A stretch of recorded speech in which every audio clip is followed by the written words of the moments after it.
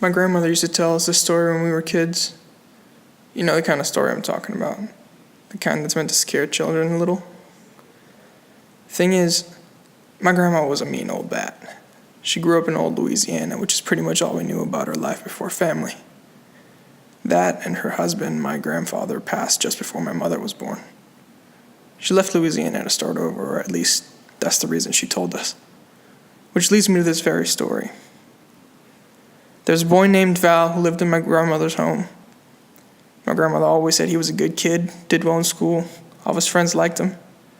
He came from a simple family. Not of much wealth, but just enough. And every day on his way to school, he would pass this old, nearly run-down store. Inside was a woman who my grandmother said looked like as if the life in her eyes could fade at any moment. Her name was Baronne. Said she came from French descent. Val's family never allowed him to go near the store because they said it was best just to leave that old woman to herself. Val followed their instructions gladly during his youth, but the older he got, the deeper his curiosity dug its roots. By the time Val was a couple years away from finishing high school, that she made him promise that he would visit her every day before school.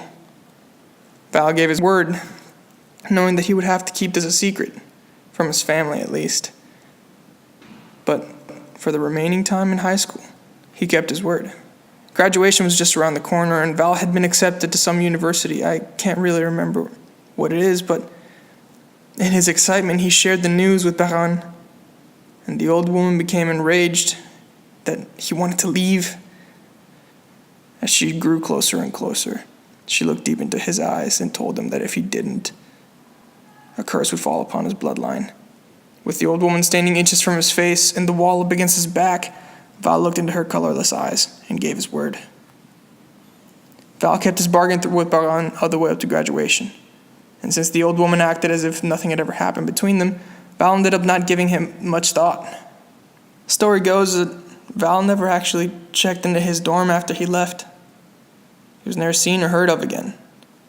I cannot tell you how many times I heard this story, and today it's the only thing on my mind. My grandmother passed this morning. Her story just loops in my mind over and over again. Police say it's that the only thing that left in her room was a small shoebox, some sewing tools, and a disturbingly realistic-looking doll.